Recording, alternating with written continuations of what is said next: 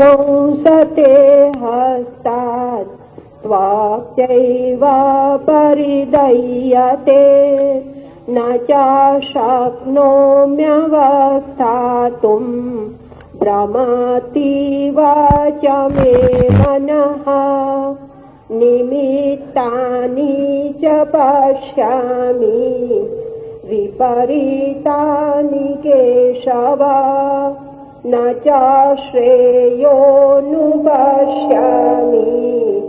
हत्वा स्वजनमाहवे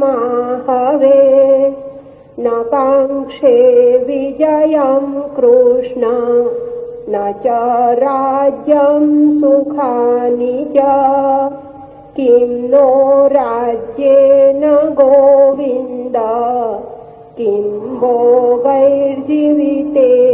वा। मेरे हाथ से गांडीव धनुष गिरा जा रहा है, मेरे शरीर की रचना जल रही है, मेरे शरीर की त्वचा जल रही है, मेरा मन मेरे वश में नहीं है, इसलिए मैं रथ में बैठने के लिए भी समर्थ नहीं हूँ। हे केशव, मैं विपरीत निमित्त देखता हूँ, युद्ध में आत्मियों का मारकर कोई कल्याण नहीं देखता। हे कृष्ण, मैं विजय नहीं चाहता, राज्य अथवा विषय सुख कुछ भी नहीं चाहता। हे गोविंद, आत्मियों की हिंसा से प्राप्त होने वाले राज्य से हमें क्या प्रयोजन? राज्य मूलक भोग और जीवन से भी क्या प्रयोजन है?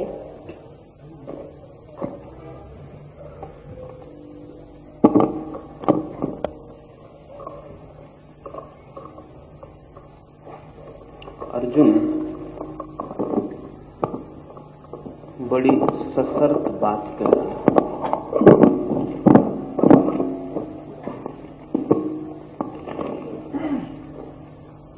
बहुत कंडीशनल शर्त से बंधा उसका वक्तव्य।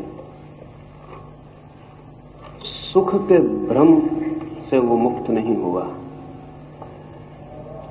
लेकिन वो कह रहा है कि अपनों को मारकर जो सुख मिलेगा, ऐसे सुख से क्या प्रयोजन? अपनों को मारकर जो राज्य मिलेगा, ऐसे राज्य से क्या प्रयोजन? अगर अपनों को बिना मारे राज्य मिल जाए और अपनों को बिना मारे सुख मिल जाए तो अर्जुन लेने को तैयार है। सुख मिल सकता है, इसमें उसे कोई संदेह नहीं है।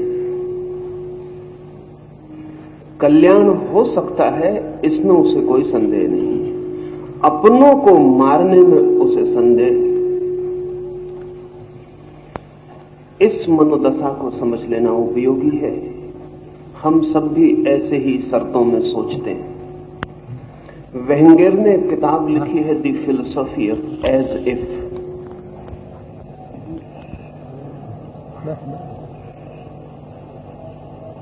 जैसे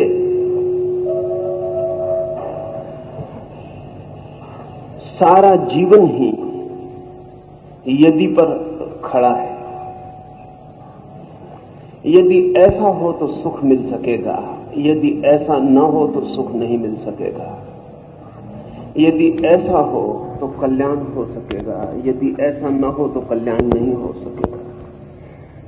लेकिन एक बात निश्चित है कि सुख मिल सकता है, शर्त पूरी होनी चाहिए।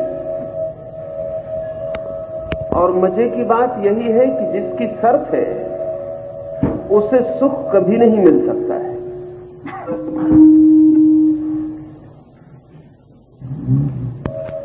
क्यों?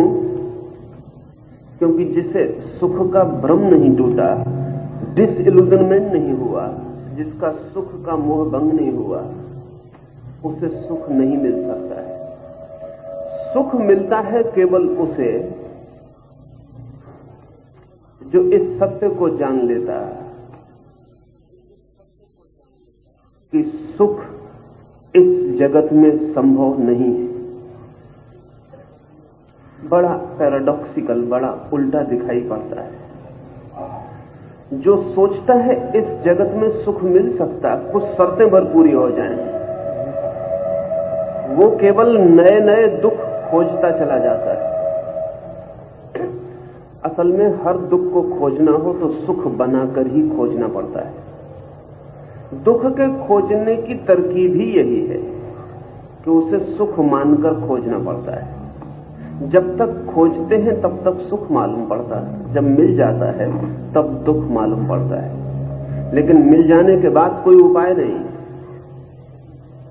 अर्जुन अगर कहे कि सुख संभव कहां है, संसार में कल्याण संभव कहां है, राज्य में प्रयोजन कहां है, अगर वो ऐसा कहे तो उसका प्रश्न बेशर्त है, अनकंडीशनल है। तब उत्तर बिल्कुल और होता है।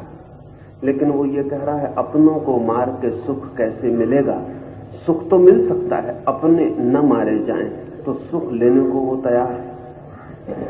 कल्याण तो हो सकता है, राज्य में प्रयोजन भी हो सकता है, लेकिन अपने न मारे जाएं तो ही राज्य में प्रयोजन हो सकता है। राज्य व्यर्थ है, सुख व्यर्थ है।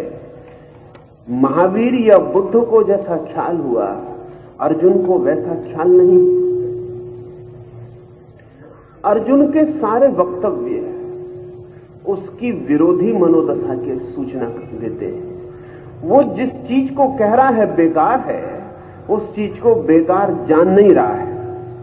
वो जिस चीज को कह रहा है क्या प्रयोजन, क्या फायदा, वो पूरे वक्त मन में जान रहा है कि फायदा है, प्रयोजन है। सिर्फ उसकी शर्त पूरी होनी चाहिए। उसका यदि अगर पूरा हो जाए, इफ अगर पूरी हो जाए, तो वो सुख मिलेगा, इसमें उसे कोई भी संदेह नहीं। मैंने एक मजाक सुनी। मैंने सुना है कि बर्ट्रैंड रसल मर रहा है। मजाक ही है। एक पादरी ये खबर सुन के कि बर्ट्रैंड रसल मर रहा है, भागा हुआ पहुंच गया है कि हो सकता है ये जीवन भर का निष्णात नास्तिक शायद मरते वक्त मौत से डर जाए और भगवान को स्मरण कर ले। और उस पादरी की मरते हुए बर्ट्रैंड रसल के पास भी जाने की सामने हिम्मत नहीं पड़ती। वो भीड़ में जो मित्रों की इकट्ठी हो गई, पीछे डरा हुआ खड़ा है कि कोई मौका अगर मिल जाए तो बर्ट्रैंड रसल को कह दे कि अभी भी माफी मांग लो। और तभी बर्ट्रैंड रसल ने करवट बदली और कहा, हे परमात्मा। तो उसने सोचा ये ठीक मौका है, इसके मुंह से भी परमात्मा का नाम निकला है। तो वो पास गया और उसने कहा कि ठीक अवसर है, अभी भी क्षमा मांग लो परमात्मा से। तो बर्ट्रैंड रसल ने आंख खोली और उसने कहा, हे परमात्मा, यदि कोई परमात्मा हो तो बर्ट्रैंड रसल क्षमा मांगता है, यदि कोई बर्ट्रैंड रसल की आत्मा हो।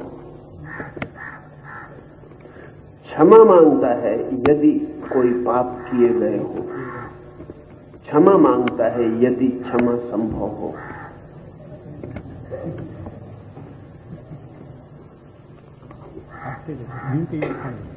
सारा जीवन हमारा यदि से घिरा है। बर्ट्रैंड रसल साफ है, ईमानदार है, हम इतने साफ नहीं। अर्जुन भी साफ नहीं है, बहुत कंफ्यूज्ड है, बहुत उलझा हुआ है। चित्त की गांठ उसकी बहुत इर्छी तिरछी। वो कह रहा है सुख तो मिल सकता है, लेकिन यदि अपने ना मरे। वो कहता है राज्य कल्याणकारी है, मिल जाए तो, यदि अपने ना मरे। ये यदि ही उसकी गांठ है। और जो आदमी ऐसा कहता है उसे सुख, राज्य, धन, यश, उनका मोह नहीं टूट गया, उनकी आकांक्षा नहीं टूट गई, उनकी अभीप्सा नहीं टूट गई। पीछे वो बहुत तैयार है सब मिल जाए, लेकिन उसके यदि भी पूरे होने चाहिए। इसलिए कृष्ण को निरंतर पूरे समय उसके साथ श्रम करना पड़ रहा है। वो श्रम उसके सेल्फ कंट्राडिक्टरी, उसके आत्म विरोधी चिंतन के लिए करना पड़ रहा है, क्योंकि पूरे समय ये दिखाई पड़ रहा है कि वो जो कह रहा है वही चाह रहा है, जिससे भाग रहा है उसी को मांग रहा है, जिससे बचना चाह रहा है उसी को आलिंगन कर रहा है। अर्जुन की ये दशा ठीक से समझ लेनी चाहिए।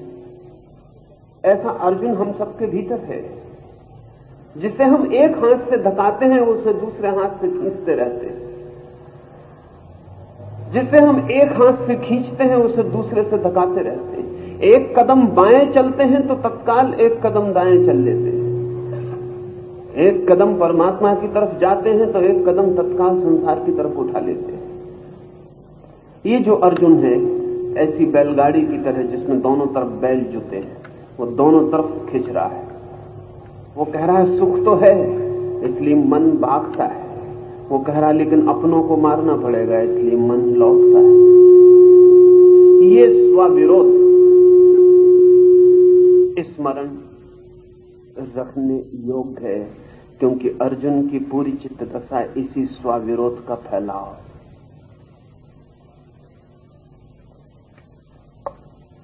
आचार्य श्री, विषादग्रस्त अर्जुन के चित्त की दशा हमने देखी। अब विषाद होने से व्यक्ति स्वभाव से यानी आत्मभाव से दूर हो जाता है, स्वभाव का वियोग होता है।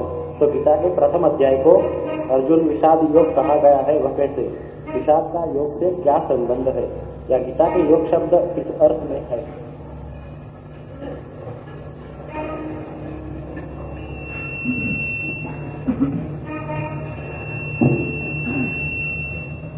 विषाद योग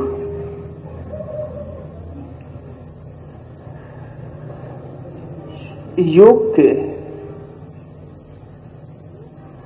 बहुत अर्थ हैं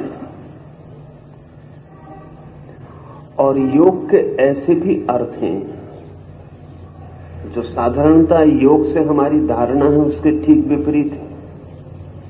ये ठीक ही सवाल है कि विषाद कैसे योग हो सकता है, आनंद योग हो सकता है, विषाद कैसे योग हो सकता है।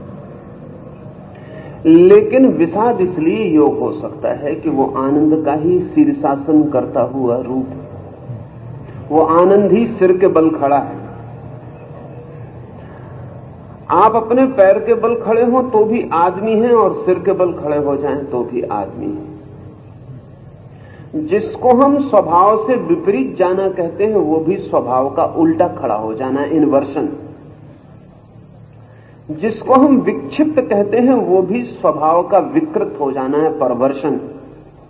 लेकिन है स्वभाव ही। सोने में मिट्टी मिल जाए तो अशुद्ध सोना ही कहना पड़ता है, अशुद्ध है।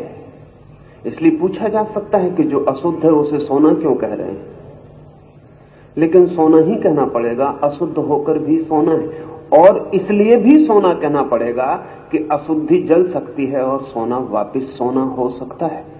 विषाद योग इसलिए कह रहे हैं कि विषाद है, विषाद जल सकता है, योग बच सकता है, आनंद की यात्रा हो सकती है। कोई भी इतने विषाद को उपलब्ध नहीं हो गया कि स्वरूप को वापस लौट ना सके। विषाद की गहरी से गहरी अवस्था में भी स्वरूप तक लौटने की पगडंडी शेष है। उस पगडंडी के स्मरण के लिए योग कह रहे हैं। और वो जो विषाद है वो भी इसलिए हो रहा है। विषाद क्यों हो रहा है? एक पत्थर को विषाद नहीं होता, नहीं होता इसलिए कि आनंद भी नहीं हो सकता है। विषाद हो इसलिए रहा है, वो भी एक गहरे अर्थ में आनंद का स्मरण है, इसलिए विषाद हो रहा है। वो भी इस बात का स्मरण है, गहरे में चेतना कहीं जान रही है कि जो मैं हो सकता हूं वो नहीं हो पा रहा हूं, जो मैं पा सकता हूं वो मैं नहीं पा रहा हूं, जो संभव है वो संभव नहीं हो पा रहा है, इसलिए विषाद हो रहा है। इसलिए जितनी प्रतिभाशाली व्यक्तित्व हो उतने ही गहरे विषाद में उतरेगा। सिर्फ जड़ बुद्धि विषाद को उपलब्ध नहीं होते, क्योंकि जड़ बुद्धि को तुलना का उपाय भी नहीं होता। उसे ये भी ख्याल नहीं होता कि मैं क्या हो सकता हूं। जिसे ये ख्याल है कि मैं क्या हो सकता हूं, जिसे ये ख्याल है आनंद संभव है, उसके विषाद की कालीमा बढ़ जाएगी, उसे विषाद ज्यादा गहरा दिखाई पड़ेगा। जिसे सुबह का पता है उसे रात के अंधकार में बहुत अंधकार दिखाई पड़ेगा। जिसे सुबह का कोई पता नहीं है उसे रात भी सुबह हो सकती है और रात भी उसे लग सकती है। ठीक है, अर्जुन को इस विषाद की स्थिति में भी योग ही कहा जा रहा है, क्योंकि ये विषाद का बोध भी स्वरूप के विपरीत कंट्रास्ट में दिखाई पड़ता है, अन्यथा नहीं दिखाई पड़ेगा। ऐसा विषाद योग और किसी को उस युद्ध के स्थल पर नहीं हो रहा है, ऐसा दुर्योधन को नहीं हो रहा। कल एक मित्र में रास्ते में जाता था तो उन्होंने पूछा कि आपने दुर्योधन की तो बात की, युधिष्ठिर के संबंध में क्या ख्याल है? क्योंकि दुर्योधन को नहीं हो रहा, माने आदमी भला नहीं है, पर युधिष्ठिर तो भला आदमी है, धर्मराज है, उसे क्यों नहीं हो रहा है? तो ये भी थोड़ा विचारणीय है। आशा तो करनी चाहिए कि युधिष्ठिर को हो, लेकिन युधिष्ठिर को नहीं हो रहा। युधिष्ठिर तथाकथित धार्मिक आदमी, दी सो कॉल्ड रिलीजियस, और बुरा आदमी भी तथाकथित धार्मिक आदमी से बेहतर होता है, क्योंकि बुरे आदमी को आज नहीं कल बुरे की पीड़ा और बुरे का कांटा चुभने लगेगा, लेकिन तथाकथित धार्मिक आदमी को वो पीड़ा भी नहीं चुभती, क्योंकि वो मानकर ही चलता है कि धार्मिक है, विषाद कैसे हो। युधिष्ठिर अपने धार्मिक होने में आश्वस्त है, आश्वासन बड़ा झूठा है लेकिन आश्वस्त है। असल में युधिष्ठिर रूढ़िग्रस्त धार्मिक आदमी की प्रतिमा है। दो तरह के धार्मिक आदमी होते हैं, एक तो उदार धार्मिक आदमी होते हैं, बारोट, जिनका धर्म अतीत की उधारी से आता है, और एक वे धार्मिक आदमी होते हैं जिनका धर्म उनकी आंतरिक क्रांति से आता है। तो अर्जुन आंतरिक क्रांति के द्वार पर खड़ा हुआ धार्मिक आदमी है, धार्मिक है नहीं लेकिन क्रांति के द्वार पर खड़ा हुआ, उस पीड़ा से गुजर रहा है जिससे धर्म पैदा हो सकता है। युधिष्ठिर तृप्त है, अतीत से जो धर्म मिला है उससे राजी है, इसलिए धार्मिक भी हो सकते हैं, जुआ भी खेल सकते हैं, तब भी कोई संदेह मन में पैदा नहीं होता। धार्मिक भी हो सकते हैं, राज्य के युद्ध पर भी जा सकते हैं, तब भी कोई संदेह मन में पैदा नहीं होता। धार्मिक भी हैं और सब तथाकथित धर्म के आसपास अधर्म पूरी तरह चलता है, कोई पीड़ा उससे नहीं होती। आमतौर से मंदिर में, मस्जिद में, गुरुद्वारा में, चर्च में जाने वाला आदमी युधिष्ठिर से तालमेल रखता है, तृप्त है, गीता रोज पढ़ता है, धार्मिक आदमी है, बात समाप्त हो गई। गीता कंठस्थ है, पक्का धार्मिक आदमी है, बात समाप्त हो गई। सब उसे मालूम है जो मालूम करने योग्य है, बात समाप्त हो गई। ऐसा आदमी चली हुई कारतूस जैसा होता है, उसमें कुछ चलने को नहीं होता, खाली कारतूस होता है, उसमें बारूद नहीं होती। खाली कारतूस अच्छी भी मालूम पड़ती है क्योंकि उससे बहुत खतरा भी नहीं होता। युधिष्ठिर इस अर्थों में धर्मराज है, अतीत से जो धर्म मिला है उसकी धरोहर, अतीत से, परंपरा से, रूढ़ी से जो धर्म मिला है वे उसके प्रतीक, प्रतिमा पुरुष है, उन्हें कोई अड़चन नहीं होती। तथाकथित धार्मिक आदमी कंप्रोमाइजिंग होता है, समझौतावादी होता है, वो हर स्थिति में धर्म और अधर्म के बीच समझौते खोज लेता है। तथाकथित धार्मिक आदमी हिपोक्रेट होता है, पाखंडी होता है। उसके दो चेहरे होते हैं, एक उसका धार्मिक चेहरा होता है जो वो दिखाने के लिए रखता है, एक उसका असली चेहरा होता है जो वो काम चलाने के लिए रखता है, और इन दोनों के बीच कभी कॉन्फ्लिक्ट पैदा नहीं होती। यही हिपोक्रेसी का सूत्र है, राज। इनके बीच कभी द्वंद्व पैदा नहीं होता, कभी उसे ऐसा नहीं लगता कि मैं दो हूं। वो बड़ा लिक्विड होता है, बड़ा तरल होता है, वो इधर से उधर बड़ी आसानी से हो जाता है, उसे कोई अड़चन नहीं आती। वो अभिनेता की तरह पात्र अभिनय बदल लेता है, उसे अड़चन नहीं आती। कल वो राम बना था, आज उसे रावण बना दे तो उसे कोई अड़चन नहीं आती। वो रावण का वेशभूषा पहन के खड़ा हो जाता है, रावण की भाषा बोलने लगता है। ये जो तथाकथित धार्मिक आदमी है ये अधार्मिक से भी बदतर है, ऐसा मैं कहता हूं। ऐसा इसलिए कहता हूं कि अधार्मिक अपनी पीड़ा को ज्यादा दिन नहीं झेल सकेगा, आज नहीं कल कांटा चुभेगा, लेकिन जो आदमी समझौते कर लिया है वो पीड़ा को अनंत काल तक झेल सकता है। इसलिए युधिष्ठिर को पीड़ा नहीं आती, युधिष्ठिर बिल्कुल राजी। अभी बड़े मजे की बात है, अधार्मिक आदमी बिल्कुल राजी है उस युद्ध में, धार्मिक आदमी बिल्कुल राजी है उस युद्ध में। और ये अर्जुन जो ना तो अधार्मिक होने से राजी है, न अभी तथाकथित धर्म से राजी है, ये चिंतित है। अर्जुन बहुत ऑथेंटिक, प्रामाणिक मनुष्य है, उसकी प्रामाणिकता इसमें है कि चिंता है उसकी प्रामाणिकता इसमें है कि प्रश्न है उसके पास, उसकी प्रामाणिकता इसमें है कि जो स्थिति है उसमें वो राजी नहीं हो पा रहा।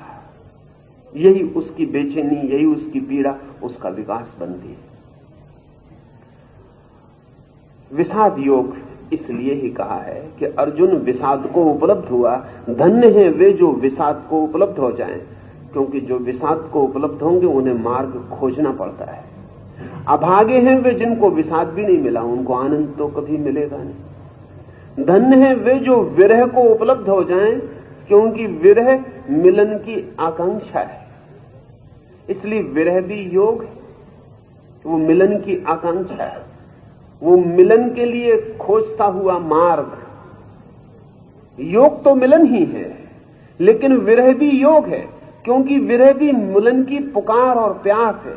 विषाद भी योग है, योग तो आनंद ही है, लेकिन विषाद भी योग है, क्योंकि विषाद आनंद के लिए जन्मने की प्रक्रिया है, इसलिए विषाद योग का है। आचार्य श्री, आपने अभी बर्ट्रांड रसेल का नाम लिया। वेद टिलिक से बर्ट्रांड रसेल की आत्मतुष्ट अनास्तिकता के पहलू प्रकट करके कभी पूछा कि रसेल को नास्तिक होते हुए भी जीवन में एम्प्टीनेस, खालीपन का अनुभव नहीं हुआ, तो पॉल टिलिक ने बताया कि ऐसे लोग आत्मवंचक हो सकते हैं। कितने लोग बस यूं ही हरे रंग को, ग्रीन रंग को नहीं देख पाते। क्या रसेल उन्हीं में से एक होगा? अर्जुन भी चर्म चक्षु से विराट रूप का गहन दर्शन नहीं कर सकता था। और दूसरी बात ये कि पॉल टिलिक अल्बर्ट कामू की नैराश्य, डिस्पेयर पर वार्तिक देते हुए एक जगह कहते हैं कि despair in itself is religious. तो गीता की दृष्टि से तो आप जो कहते हैं उससे ये मालूम होता है कि अर्जुन का विषाद अधार्मिक था। कुछ वार्तिक दें। अर्जुन का विषाद यदि विषाद में ही तृप्त हो जाए और बंद हो जाए तो अधार्मिक है, क्लोज्ड हो जाए तो अधार्मिक है। और अगर विषाद यात्रा बन जाए, गंगोत्री बने और विषाद से गंगा निकले और आनंद के सागर तक पहुंच जाए तो धार्मिक है। विषाद अपने में न तो अधार्मिक है न धार्मिक। अगर विषाद बंद करता है व्यक्तित्व को तो आत्मघाती हो जाएगा, और अगर विषाद व्यक्तित्व को बहाव देता है तो आत्म परिवर्तनकारी हो जाएगा। पॉल टिलिच जो कहते हैं कि despair in itself is religious, वो जो विषाद है, दुख है, वो अपने आप में धार्मिक है, ये अधूरा सत्य है। पॉल टिलिच पूरा सत्य नहीं बोल रहे हैं, ये अधूरा सत्य है, आधा सत्य है। विषाद धार्मिक बन सकता है, उसकी पॉसिबिलिटी है, उसकी संभावना है धार्मिक बनने की, अगर विषाद बहाव बन जाए। लेकिन अगर विषाद वर्तुल बन जाए, सर्कुलर हो जाए, अपने में ही घूमने लगे तो सिर्फ आत्मघाती हो सकता है, धार्मिक नहीं हो सकता। ये बड़े मजे की बात है कि आत्मघाती व्यक्तित्व उस जगह पहुंच जाता है जहां से या तो उसे आत्मा परिवर्तन करनी पड़ेगी या आत्मघात करना पड़ेगा। एक बात तय है कि पुरानी आत्मा से नहीं चलेगा। तो हम ऐसा भी कह सकते हैं कि suicide in itself is religious, आत्महत्या अपने आप में धार्मिक है, लेकिन यह अधूरा सत्य होगा, वैसा ही जैसा पॉल टिलिच ने कहा। हाँ, आत्महत्या की स्थिति में आया व्यक्ति के सामने दो विकल्प हैं, दो अल्टरनेटिव हैं। या तो वो अपने को मार डाले, जो कि बिल्कुल अधार्मिक होगा, और या वो अपने को बदल डाले, जो कि मारने की और भी गहरी कीमिया है, पर वो धार्मिक होगा। बुद्ध उस जगह आ जाते हैं जहां या तो आत्महत्या करें या आत्म रूपांतरण करें। महावीर उस जगह आ जाते हैं या तो आत्महत्या करें या आत्म रूपांतरण करें। अर्जुन भी उस जगह खड़ा है जहां या तो वो मिट जाए, मर जाए, अपने को समाप्त कर ले, और या अपने को बदले और नए तलों पर चेतना को ले जाए। पॉल टिलिच का वक्तव्य अधूरा है, और पॉल टिलिच के वक्तव्य के अधूरे होने का कारण क्रिश्चियनिटी का बुनियादी सत्य अधूरा है, ईसाईयत का बुनियादी सत्य अधूरा है। और इसलिए ईसाइयत ने डिस्पेयर को, पॉल टिलिच जो है आधुनिक युग में ईसाइयत का बड़ा व्याख्याकार है, उसके पास पैनी दृष्टि है, लेकिन पैनी दृष्टि जरूरी नहीं कि पूरी हो। ईसाइयत ने जीसस की जो शक्ल पकड़ी है वो डिस्पेयर की है। ईसाइयत ने जीसस की और कोई शक्ल नहीं पकड़ी। ईसाइयत के पास जीसस की हंसती हुई कोई तस्वीर नहीं। ईसाइयत के पास जीसस का नाचता हुआ प्रसन्न कोई व्यक्तित्व नहीं। ईसाइयत के पास सच्चित आनंद की घोषणा करने वाले जीसस की कोई धारणा नहीं है, कोई प्रतिमा नहीं। उनके पास प्रतिमा है जीसस की सूली पर लटके हुए, कंधे पर टिका हुआ सिर, आंखें उदास, मरने की घड़ी, और क्रॉस इसलिए ईसाइयत का प्रतीक बन गया, सूली। ये जो डिस्पेयर और सूली है ये अपने आप में धार्मिक नहीं है। हो सकती है धार्मिक, नहीं भी हो सकती है। और पॉल टिलिच बर्ट्रैंड रसल के संबंध में गलत बात कहते हैं, पूरी ही तरह गलत कहते हैं। अगर वे ये कहते हैं कि बर्ट्रैंड रसल जैसे लोग आत्मवंचक हैं, क्योंकि बर्ट्रैंड रसल नास्तिक है, ईश्वर पर उसकी कोई आस्था नहीं। इसलिए अगर कोई पूछता है पॉल टिलिच से कि बर्ट्रैंड रसल को ईश्वर पर कोई आस्था नहीं, फिर भी बर्ट्रैंड रसल को अर्थहीनता, एम्प्टीनेस, खालीपन का कोई बोध नहीं होता, जैसा शास्त्र को होता है या कामू को या किसी और को होता है। बर्ट्रैंड रसल को क्यों नहीं होता? अगर वे नास्तिक है तो उन्हें खालीपन का अनुभव होना चाहिए। जरूरी नहीं है, क्योंकि नास्तिकता भी मेरी दृष्टि में दो तरह की होती, अपने में बंद और बाहर बहती हुई। जो नास्तिक अपने में बंद हो जाएगा, जैसा विषाद अपने में बंद हो जाएगा, तो खाली हो जाएगा। क्योंकि जो आदमी नहीं के ऊपर जिंदगी खड़ी करेगा वो एम्प्टी हो जाएगा। जो आदमी कहेगा कि नहीं मेरे जीवन का आधार है, वो खाली नहीं होगा तो और क्या होगा? क्योंकि नहीं के बीज से कोई अंकुर नहीं निकलता, नहीं के बीज से कोई फूल नहीं खिलते, नहीं के बीज से कोई जीवन विकसित नहीं होता। जीवन में कहीं ना कहीं हां अगर न हो तो जीवन खाली हो जाए। लेकिन जरूरी नहीं है कि नास्तिकता नहीं पर ही खड़ी हो, नास्तिकता भी हां पर खड़ी हो सकती है। और बर्ट्रैंड रसल की नास्तिकता हां पर खड़ी, ईश्वर को इंकार करता है लेकिन प्रेम को इंकार नहीं करता। और जो आदमी प्रेम को इंकार नहीं करता उसको नास्तिक केवल नासमझ आस्तिक ही कह सकते हैं। क्योंकि जो आदमी प्रेम को इंकार नहीं करता वो बहुत गहरे में परमात्मा को स्वीकार कर रहा है। फॉर्मल नहीं है उसकी स्वीकृति, वो भगवान की मूर्ति रख के मंदिर में वो घंटी नहीं बजाता, लेकिन जो बजाते हैं वो कोई आस्तिक है ऐसा मानने का कोई भी कारण नहीं है। क्योंकि घंटी बजाने से आस्तिकता का क्या लेना देना है? प्रेम का स्वर जिसके जीवन में हो उसके जीवन में प्रार्थना ज्यादा दूर नहीं है। प्रेम का स्वर जिसके जीवन में हो उसके जीवन में परमात्मा ज्यादा दूर नहीं है। और प्रेम इंकार करने वाला सूत्र नहीं है, प्रेम स्वीकार करने वाला सूत्र है। प्रेम बड़ी गहरी हां है पूरे अस्तित्व के प्रति। इसलिए मैं बर्ट्रैंड रसल को सिर्फ नास्तिक औपचारिक अर्थों में कहता हूं। औपचारिक अर्थों में बर्ट्रैंड रसल नास्तिक है, जिस तरह औपचारिक अर्थों में बहुत से लोग आस्तिक हैं। लेकिन बर्ट्रैंड रसल की नास्तिकता आस्तिकता की तरफ बहती हुई है, बहती हुई है, उसमें बहाव है, वो खुल रही है, वो फूलों में भी आनंद ले पाता है। हमारा आस्तिक मंदिर में जाके फूल तो चढ़ा देता है लेकिन फूल में कोई आनंद नहीं ले पाता। फूल तोड़ते वक्त उसे ऐसा नहीं लगता कि परमात्मा को तोड़ रहा है। पत्थर की एक मूर्ति के लिए जिंदा एक फूल को तोड़ के चढ़ा देता है। यह आदमी गहरे में नास्तिक है, इसका अस्तित्व के प्रति कोई स्वीकार भाव नहीं और न अस्तित्व में इसे परमात्मा की कोई प्रतीति है, इसे कोई प्रतीति नहीं। इसकी पत्थर की मूर्ति को कोई तोड़ दे तो यह हत्या पे उतारू हो जाता है, जिंदा मूर्तियों को तोड़ देता है। इसके मन में आस्तिकता का कोई संबंध नहीं है। इसकी आस्तिकता आत्मवंचना है और बर्ट्रैंड रसल की नास्तिकता भी आत्मवंचना नहीं है। क्योंकि मुझे ऐसा दिखाई पड़ता है कि रसल सिंसियर, ईमानदार आदमी, और ईमानदार आदमी जल्दी आस्तिक नहीं हो सकता। सिर्फ बेईमान आदमी जल्दी आस्तिक हो सकते हैं, क्योंकि जिस आदमी ने ईश्वर को भी बिना खोजे हां भर दी, उससे बड़ा बेईमान आदमी मिल सकता है।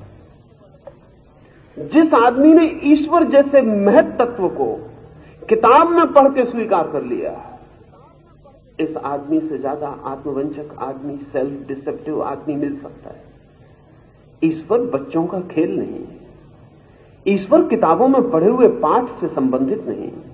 ईश्वर मां बाप से सिखाए गए सिद्धांतों से क्या वास्ता है। ईश्वर तो जीवन की बड़ी प्राणवंत खोज और पीड़ा है, बड़ी एंग्विश है, बड़े विषाद से उपलब्ध होगा, बड़े श्रम से, बड़ी तपश्चर्या से, बड़ी इंकार से गुजरने पर, बड़ी पीड़ा, बड़े खालीपन से गुजरने पर, बड़ी मुश्किल से, शायद जन्मों की यात्रा, जन्मों जन्मों की यात्रा और खोज, और जन्मों की भटकन, और जन्मों की असफलता और विफलता, तब शायद इस सारी प्रसव पीड़ा के बाद वो अनुभव आता है जो व्यक्तित्व को आस्तिकता देता है। तब, लेकिन मैं मानता हूं कि बर्ट्रैंड रसल वैसी यात्रा पर है, इसलिए खाली नहीं, छात्र खाली है, उसकी नास्तिकता क्लोज्ड है, एनसर्कल्ड इन वन सेल्फ, अपने भीतर ही वर्तुल बना के घूम रही है। तो अपने भीतर तो आदमी फिर खाली हो जाएगा, और नहीं पर, नथिंगनेस पर जिसने आधार रखे, उसकी जिंदगी में कैसे फूल खिले। उसने मरुस्थल में जिंदगी बोने की कोशिश की, वहां फूल नहीं खिल सकते। नहीं से बड़ा कोई मरुस्थल नहीं है। और जमीन पर जो मरुस्थल होते हैं वहां तो ओएसिस भी होते हैं, वहां तो कुछ मरुद्यान भी होते हैं, लेकिन नहीं के मरुस्थल में कोई ओएसिस, कोई मरुद्यान नहीं होता। वहां कोई हरियाली नहीं खिलती। हरियाली तो हां में ही खिलती है। आस्तिक ही पूरा हरा हो सकता है, आस्तिक ही पूरा भरा हो सकता है, आस्तिक ही फूलों को उपलब्ध हो सकता है, नास्तिक नहीं। लेकिन नास्तिकता दो तरह की हो सकती है और आस्तिकता भी दो तरह की हो सकती है। नास्तिकता तब खतरनाक हो जाती है जब अपने में बंद हो जाए, और आस्तिकता तब खतरनाक होती है जब उधार और बारोट होती।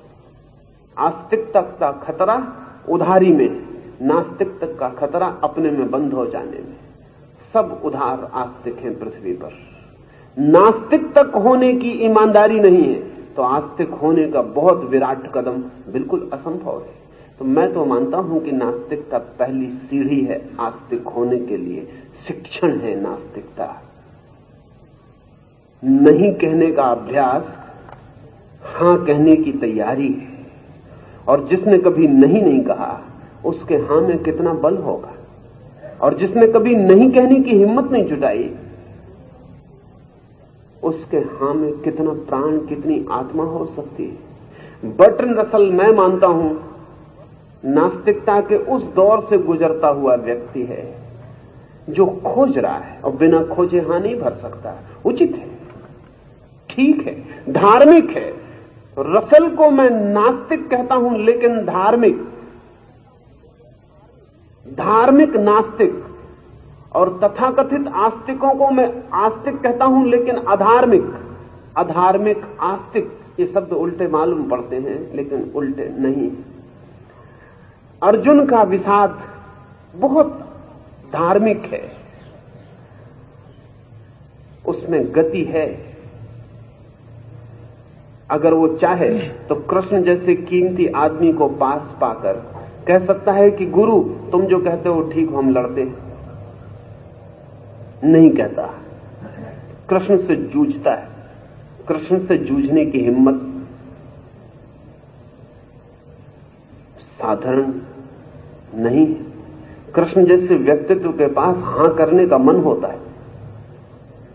कृष्ण जैसे व्यक्तित्व को ना कहने में पीड़ा होती। कृष्ण जैसे व्यक्तित्व से प्रश्न उठाने में भी दुख होता है। लेकिन अर्जुन है कि पूछे चला जाता है। वो कृष्ण के व्यक्तित्व को आड़ में रख देता है, अपने प्रश्न को छोड़ता नहीं, इसका भय नहीं लेता मन में कि क्या कहेगा कोई। अश्रद्धालु हूं, संदेह करता हूं, शक उठाता हूं, आस्थावान नहीं हूं, कृष्ण जैसा व्यक्ति मिला हो, मान लो गुरु और स्वीकार करो, तब आस्तिकता उधार हो जाती है। लेकिन नहीं, वो प्रमाणिक आस्तिकता की खोज में ही इसलिए इतनी बड़ी गीता की लंबी यात्रा हुई। पूछता चला जाता है, पूछता चला जाता है, पूछता चला जाता है। कृष्ण भी अद्भुत है, अपनी महिमा का जोर डाल सकते थे। अगर गुरुडम का जरा भी मोह होता तो जरूर डाल देते, लेकिन जो भी आस्तिक है उसे गुरु होने की आकांक्षा नहीं होती। परमात्मा ही है तो और व्यक्ति को गुरु होने की कोई जरूरत नहीं रह जाती। और जिसे परमात्मा पर भरोसा है वो प्रश्नों को संदेह की दृष्टि से नहीं देखता, निंदा की दृष्टि से भी नहीं देखता, क्योंकि वो जानता है परमात्मा है और ये व्यक्ति पूछ रहा है तो यात्रा कर रहा है, पहुंच जाएगा। इसे पहुंचने दें सहज ही। गंगा बह चली है तो सागर तक पहुंच जाएगी, अभी उसे पता नहीं कि सागर है, लेकिन बह रही है तो बेफिक्र रहे, पहुंच जाएगी। वो कहता नहीं कि रुक जाओ और मान लो, और गंगा अगर रुक जाए और मान ले कि सागर है तो कभी जान नहीं पाएगी कि सागर है, रुक जाएगी, एक डबरा बन जाएगी, सड़ा गला, फिर उसी को सागर समझेगी। ऐसा आस्तिक अर्जुन नहीं है। अगर ठीक से समझे तो अर्जुन और बर्ट्रैंड रसल के व्यक्तित्व में कुछ मेल है। जैसा मैंने कल कहा कि शास्त्र और अर्जुन के व्यक्तित्व में कुछ मेल है। वो मेल इतना है कि जैसा शास्त्र चिंतित है वैसा अर्जुन चिंतित है, लेकिन यहां मेल टूट जाता है इसके आगे। शास्त्र अपनी चिंता को सिद्धांत बना लेता है, अर्जुन अपनी चिंता को सिर्फ प्रश्न बनाता है। यहां उसका बर्ट्रैंड रसल से मेल है। बर्ट्रैंड रसल एग्नोस्टिक है, जिंदगी के अंतिम क्षण तक पूछ रहा है। दूसरी बात है कि कोई कृष्ण नहीं मिला, कोई हर्जा भी नहीं, आगे कभी मिल जाएगा, कोई हर्जा नहीं, लेकिन पूछना वहां है, यात्रा जारी। मैं मानता हूं कि इस पृथ्वी पर बर्ट्रैंड रसल के आसपास पाल टिलिच जैसे जो आस्तिक हैं ये इनसिंसियर है। पाल टिलिच आत्मवंचक हो सकते हैं, रसल नहीं। और इस पृथ्वी पर पाल टिलिच और रसल जैसे व्यक्ति साथ साथ रहे हैं। मेरी अपनी समझ है कि बर्ट्रैंड रसल आस्तिकता की तरफ ज्यादा बढ़ा है, पाल टिलिच नहीं बढ़े, थियोलॉजिस्ट। और बड़े मजे की बात है कि दुनिया में धर्म का सबसे बड़ा शत्रु अगर कोई है तो अधर्म नहीं है, थियोलॉजी, धर्मशास्त्र। धर्म की सबसे बड़ी शत्रुता शास्त्रीयता में। वो जो लोग भी शास्त्रीयता में जीते हैं वे कभी धार्मिक नहीं हो पाते। उसके कारण है क्योंकि धर्म बुद्धि से ऊपर की बात है और शास्त्र सदा बुद्धि से नीचे की बात है। शास्त्र बुद्धि के ऊपर नहीं जाता और बुद्धि धर्म तक नहीं जाती। पाल टिलिच सिर्फ बुद्धि से जी रहे हैं। ऐसा नहीं कि बर्ट्रैंड रसल बुद्धि को इंकार कर रहा है, पूरी तरह बुद्धि से जी रहे हैं, लेकिन बुद्धि की स्वीकृति नहीं है। बुद्धि पर भी बर्ट्रैंड रसल को संदेह है, वो स्केप्टिक है बुद्धि के बाबत भी। ये उसे लगता है कि बुद्धि की भी सीमाएं हैं। अर्जुन में बड़ा गहरा समन्वय है, रसल और शास्त्र जैसे इकट्ठे हैं। उसका विषाद धार्मिक है क्योंकि उसका विषाद श्रद्धा पर ले जाने वाला है।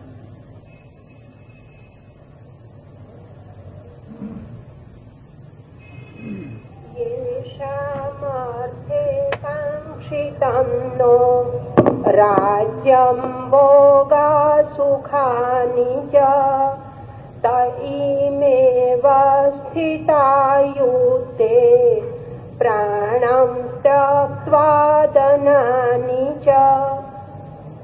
जिन पिता पुत्र आदि के लिए हम राज्य भोग और सुख चाहते हैं वे ही ये सब अपने प्राण और धन का त्याग कर युद्ध के लिए खड़े हैं।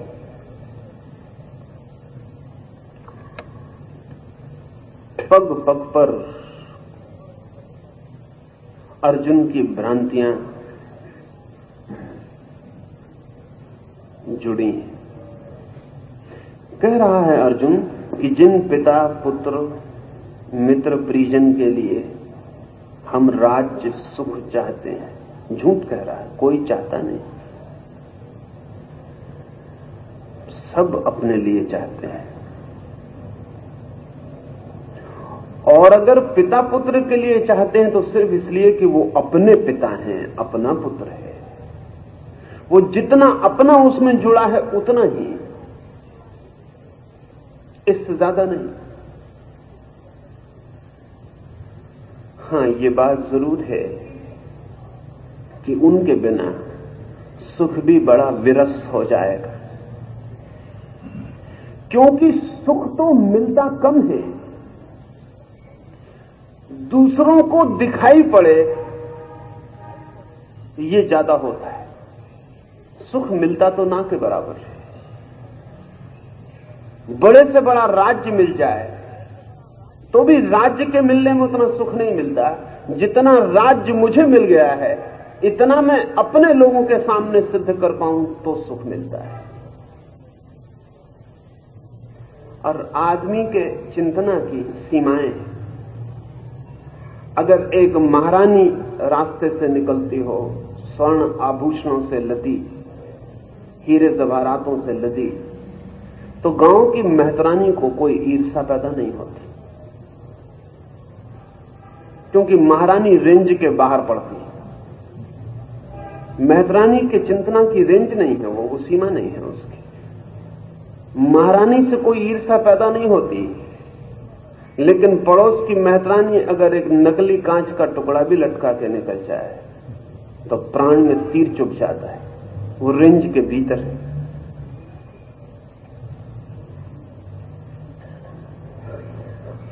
आदमी की ईर्ष्याएं, आदमी की महत्वाकांक्षाएं निरंतर एक सीमा में बंध के चलती हैं। अगर आप यश पाना चाहते हैं तो ये यश जो अपरिचित हैं, स्ट्रेंजर्स हैं, उनके सामने आपको मजा न देगा। जो अपने हैं, परिचित हैं, उनके सामने ही आपको मजा देगा, क्योंकि जो अपरिचित हैं उनके सामने अहंकार को सिद्ध करने में कोई सुख नहीं। जो अपने हैं उन्हीं को हराने का मजा है, जो अपने हैं उन्हीं को दिखाने का मजा है कि देखो मैं क्या हो गया और तुम नहीं हो पाए। जीसस ने कहीं कहा है कि पैगंबर या तीर्थंकर अपने ही गांव में कभी आदृत नहीं होते, यद्यपि चाहेंगे अपने ही गांव में आदृत होना, लेकिन हो नहीं सकते। अगर जीसस अपने ही गांव में गए हों तो लोग कहेंगे बढ़ई का लड़का, वही ना जोसेफ का बढ़ई का लड़का, कहां से ज्ञान पालेगा? अभी कल तक लकड़ी काटता था, ज्ञान पा लिया, लोग हंसेंगे। इस हंसने में भी बढ़ई के लड़के को इतनी ऊंचाई पर स्वीकार करने की कठिनाई है, रेंज के भीतर है।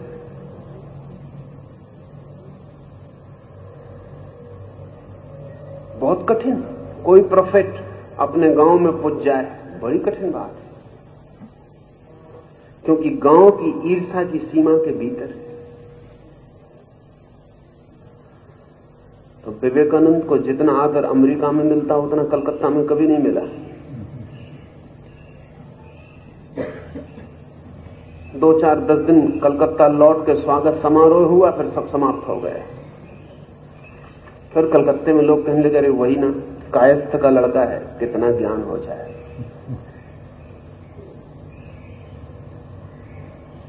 रामतीर्थ को अमेरिका में भारी सम्मान मिला, काशी में नहीं मिला। काशी में एक पंडित ने खड़े होकर कहा कि संस्कृत का आभासा नहीं आता और ब्रह्म ज्ञान की बातें कर रहे हो, पहले संस्कृत सीखो। और बेचारे रामतीर्थ संस्कृत सीखने गए।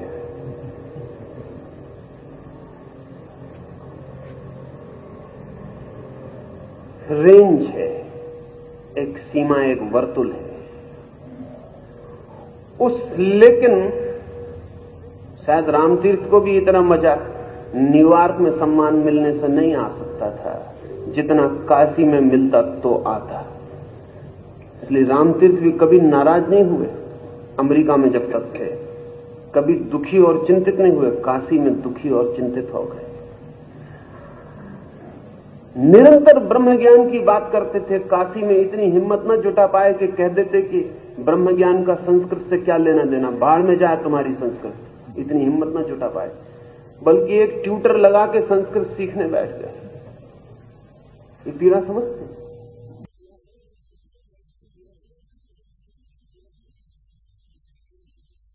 वो जो अर्जुन कह रहा है निरंतर सरासर झूठ कह रहा है, उसे पता नहीं है, क्योंकि झूठ भी आदमी में ऐसा खून में मिला हुआ है कि उसका पता भी मुश्किल से चलता है। असल में असली झूठ वही है जो हमारे खून में मिल गए। जिन झूठों का हमें पता चलता उनकी बहुत गहराई नहीं, जिन झूठों का हमें पता नहीं चलता, जिनके लिए हम कॉन्शियस भी नहीं होते, चेतन भी नहीं होते, वही झूठ हमारे हड्डी मांस मज्जा बन गए। अर्जुन वैसा ही झूठ बोल रहा है जो हम सब बोलते हैं। पति अपनी पत्नी से कहता है कि तेरे लिए ही सब कर रहा हूं, पत्नी अपने पति से कहती तुम्हारे लिए ही सब कर रही है। कोई किसी के लिए नहीं कर रहा है। हम सब अहंकार केंद्रित होकर जीते हैं। अहंकार की सीमा रेखा में जो जो अपने मालूम पड़ते हैं उनके लिए भी हम उतना ही करते हैं जितने से हमारा अपना भरता है। वो जो अपनापन भरता है, जितना वो मेरे ईगो, मेरे अहंकार के हिस्से होते हैं, उतना ही हम उनके लिए करते हैं। वही पत्नी कल अपनी पत्नी न रह जाए, डाइवोर्स का विचार करने लगे, बस फिर सब करना बंद हो जाता। जिस मित्र के लिए हम जान देने को तैयार थे, कल उसी की जान भी ले सकते हैं।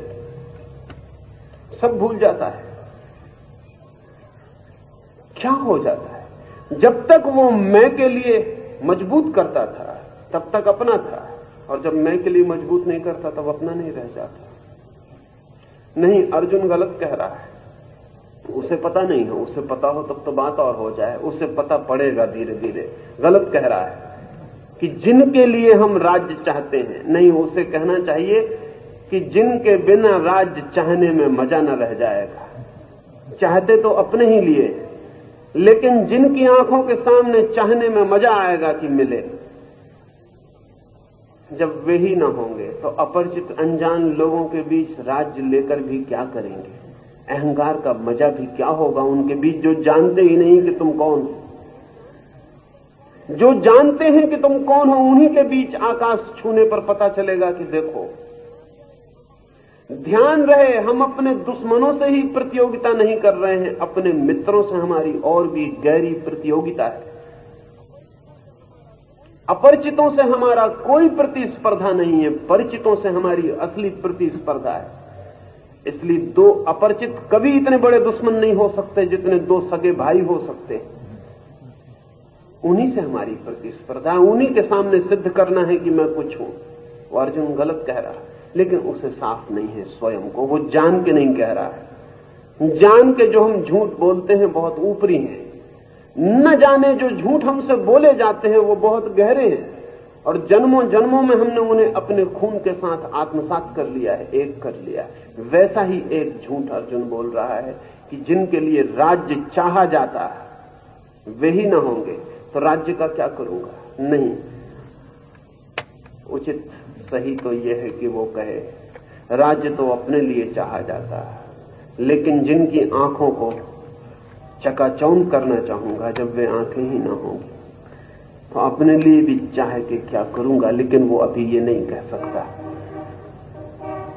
इतना ही वो कह सके तो जगह जगह गीता का कृष्ण चुप होने को तैयार है, लेकिन वो जो भी कहता है उसमें पता चलता है कि वो बातें उल्टी कह रहा है।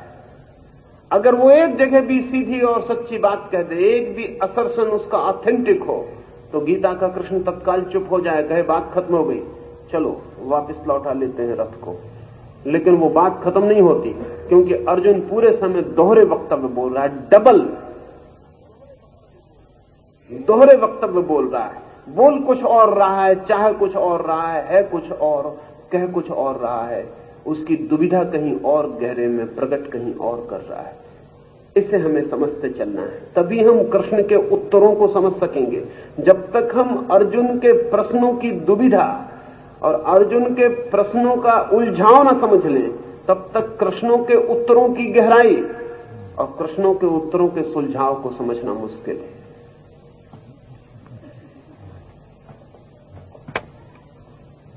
स्वजनों की हत्या में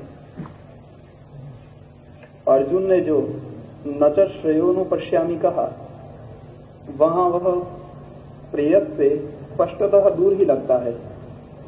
क्या केवल भौतिक सुख से उसका संदर्भ है? और यदि ऐसा है तो वह सच्चा आस्तिक कैसे बनेगा?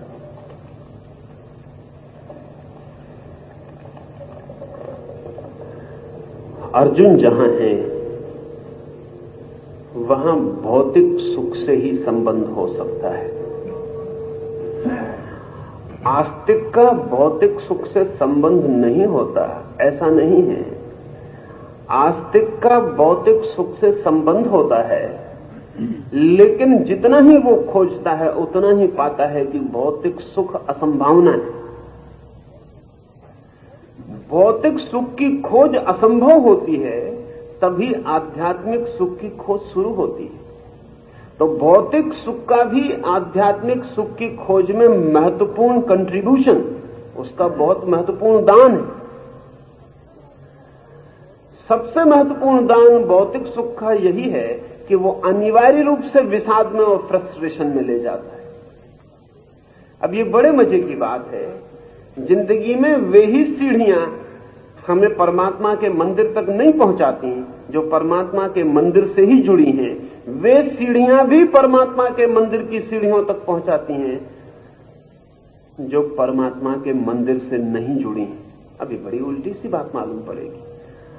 स्वर्ग तक पहुंचने में वही सीढ़ी काम नहीं आती जो स्वर्ग तक जुड़ी है, उससे भी ज्यादा और उससे भी पहले वो सीढ़ी काम आती है जो नर्क से जुड़ी है।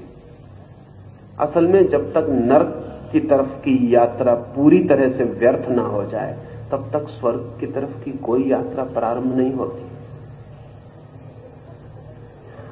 जब तक बहुत स्पष्ट रूप से ये साफ ना हो जाए कि ये नरक का मार्ग है, तब तक ये साफ नहीं हो पाता कि स्वर्ग का मार्ग क्या है।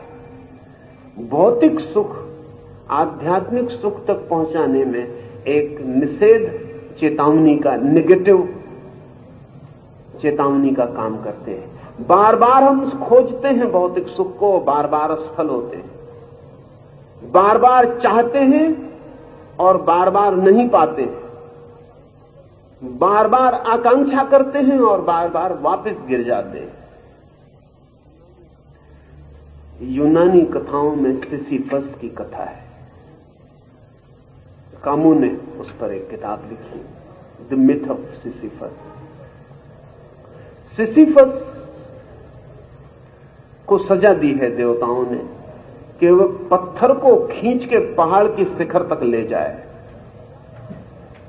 और सजा का दूसरा हिस्सा यह है कि जैसे ही वो शिखर पे पहुंचेगा, पसीने से लथपथ, हाँफता, थका, पत्थर को घसीटता, वैसे ही पत्थर उसके हाथ से छूट के वापस खड्ड में गिर जाएगा। फिर वो नीचे जाए, फिर पत्थर को खींचे और चोटी तक ले जाए, और फिर यही होगा, और फिर यही होता रहेगा। अब ये सजा है और ये इटर्निटी तक होता रहेगा, ये अंत तक होता रहेगा, अनंत तक होता रहेगा। अब वो सिसिफस है कि फिर जाता है खाई में, फिर उठाता है पत्थर को। जब वो पत्थर को उठाता है तो फिर इसी आशा से कि इस बार सफल हो जाए, अब की बार तो पहुंचा ही देगा शिखर पर, बता ही देगा देवताओं को कि बड़ी भूल में थे, देखो सिसिफस ने पत्थर पहुंचा ही दिया। फिर खींचता है, महीनों का श्रम, अथक, किसी तरह टूटता मरता ऊपर शिखर पे पहुंचता है, पहुंच नहीं पाता कि पत्थर हाथ से छूट जाता, फिर खाई में गिर जाता। फिर सिसिफस उतर आता है। आप कहेंगे बड़ा पागल है, खाई में क्यों नहीं बैठ जाता? अगर इतना आपको पता चल गया तो आपकी जिंदगी में धर्म की शुरुआत हो जाएगी, क्योंकि हम सब सिसिफस हैं। कहानी अलग अलग होगी, पहाड़ अलग अलग होंगे, पत्थर अलग अलग होंगे, लेकिन सिसिफस हम सब हैं। हम वही काम बार बार किए चले जाते हैं, बार बार शिखर से छूटता है पत्थर और खाई में गिर जाता है। लेकिन बड़ा मजेदार है आदमी का मन, वो बार बार अपने को समझा लेता है कि कुछ भूल चूक हो गई, इस बार मालूम होता है, अगली बार सब ठीक कर लेंगे, फिर शुरू कर देता है। और ऐसी भूल चूक अगर एक आध जन्म में होते हो तो भी ठीक है। जो जानते हैं वो कहेंगे अनंत जन्मों में ऐसा ही ऐसा ही ऐसा ही होता रहा। भौतिक सुख की चाह आध्यात्मिक खोज का अनिवार्य हिस्सा है, क्योंकि उसकी विफलता, उसकी पूर्ण विफलता आध्यात्मिक आनंद की खोज का पहला चरण है। इसलिए जो भौतिक सुख खोज रहा है उसको मैं अधार्मिक नहीं कहता, वो भी धर्म को ही गलत दिशा में खोज रहा है, वो भी आनंद को ही वहां खोज रहा है जहां आनंद नहीं मिल सकता है। लेकिन इतना तो पता चले पहले कि नहीं मिल सकता है तो किसी और दिशा में खोजे। लाओत्से से किसी ने पूछा कि तुम कहते हो शास्त्रों से कुछ भी नहीं मिला, लेकिन हमने सुना है कि तुमने शास्त्र पढ़े। तो लाओत्से ने कहा कि नहीं, शास्त्रों से बहुत कुछ मिला। सबसे बड़ी बात तो ये मिली शास्त्र पढ़ के कि शास्त्रों से कुछ भी नहीं मिल सकता है। ये कोई कम मिलना है? नहीं कुछ मिल सकता है, लेकिन ये बिना पढ़े ये पता नहीं चल सकता था। पढ़ा बहुत, खोजा बहुत, नहीं मिल सकता है ये जाना। ये कोई कम दान नहीं, निगेटिव है, इसलिए हमें ख्याल में नहीं आता। लेकिन एक बार ये ख्याल में आ जाए कि शब्द से, शास्त्र से नहीं मिल सकता है, तो शायद हम अस्तित्व में, जीवन में खोजने निकले। सुख में नहीं मिल सकता है सुख, तो फिर शायद हम शांति में खोजने निकले। बाहर नहीं मिल सकता है सुख, तो शायद हम भीतर खोजने निकले। पदार्थ में नहीं मिल सकता है सुख, तो शायद हम परमात्मा में खोजने निकले। लेकिन वो जो दूसरी खोज है, इस पहली खोज की विफलता से ही शुरू होती है। तो अर्जुन अभी जो बात कर रहा है वो तो भौतिक सुख की कर रहा है कि राज्य से क्या मिलेगा, परिजन नहीं रहेंगे तो क्या मिलेगा, सुख से क्या मिलेगा। लेकिन आध्यात्मिक खोज का पहला चरण उठाया जा रहा है, इसलिए मैं उसे धार्मिक व्यक्ति ही कहूंगा। धर्म को उपलब्ध हो गया ऐसा नहीं, धर्म को उपलब्ध होने के लिए जो आतुर है ऐसा।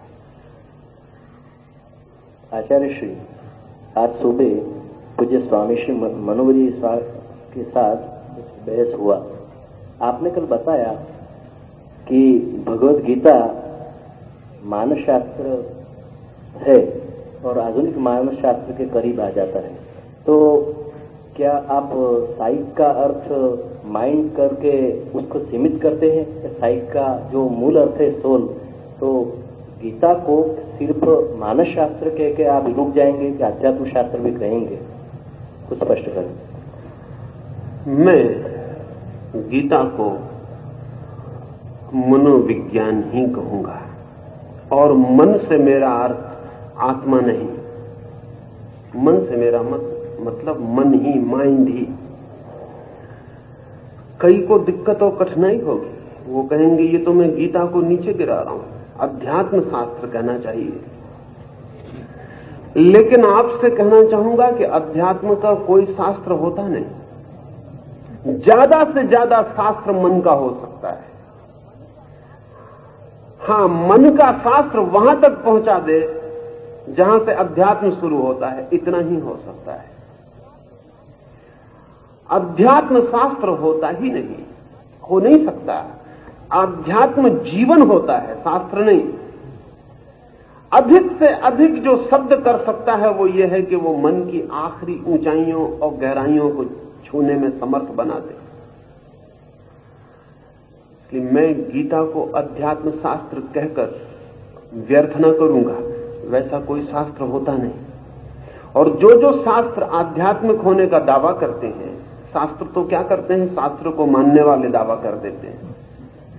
वे अपने शास्त्रों को व्यर्थ ही मनुष्य की सारी उपयोगिता के बाहर कर देते हैं। अध्यात्म है अनुभव, और जो अनिर्वचनीय है, और जो अवर्णनीय है, और जो व्याख्या के पार है, और जो शब्दों के अतीत है, और शास्त्र ही जिसे चिल्ला चिल्ला के कहते हैं कि मन से नहीं मिलेगा, मन के आगे मिलेगा।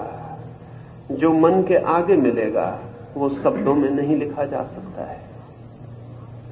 इसलिए शास्त्र की आखिरी से आखिरी पहुंच मन है। उतना पहुंचा दे तो परम शास्त्र है, और उसके पार जो छलांग लगेगी वहां अध्यात्म शुरू होगा। गीता को मैं मनस शास्त्र कहता हूं, क्योंकि गीता वहां तक पहुंचाने के सूत्र हैं उसमें जहां से छलांग जहां से छलांग लग सकती है। लेकिन अध्यात्म शास्त्र कोई शास्त्र होता नहीं।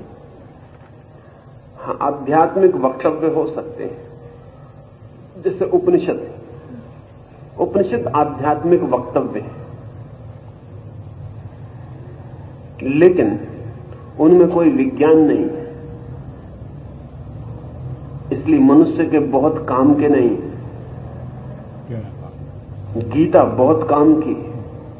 वक्तव्य है कि ब्रह्म है, ठीक है, एक वक्तव्य है कि ब्रह्म है,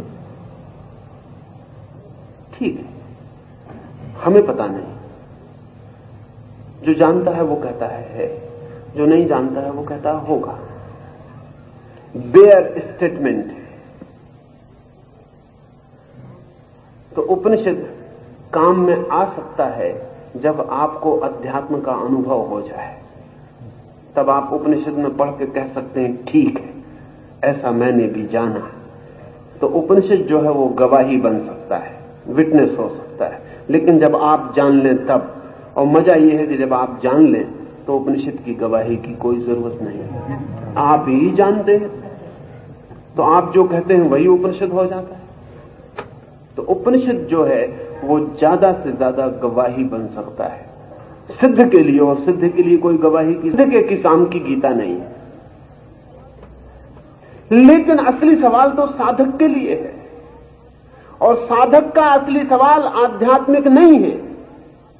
अर्जुन का असली सवाल आध्यात्मिक नहीं है, अर्जुन का असली सवाल मानसिक है, साइकोलॉजिकल है, उसकी समस्या ही मानसिक है।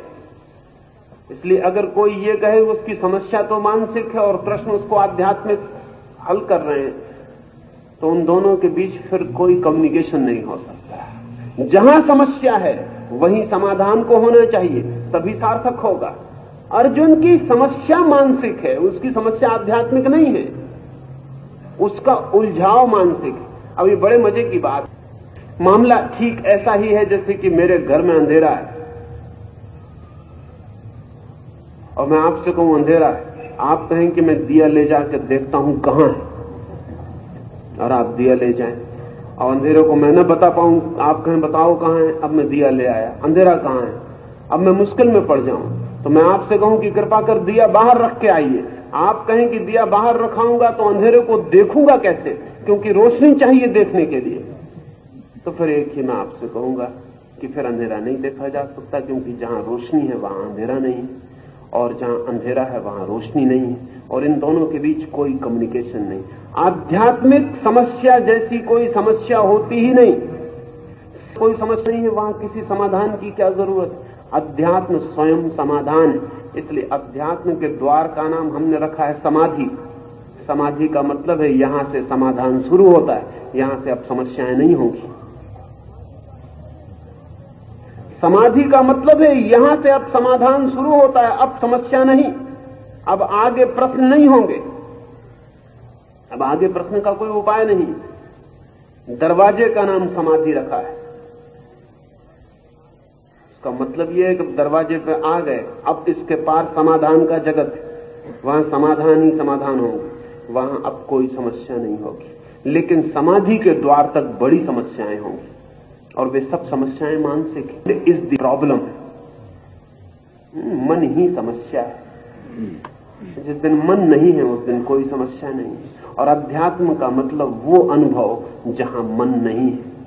इसलिए मैं जब गीता को मनस शास्त्र कहता हूं तो अधिकतम जो शास्त्र के संबंध में कहा जा सकता है, द मैक्सिमम, वो मैं कह रहा हूं, उससे आगे कहा नहीं जा सकता।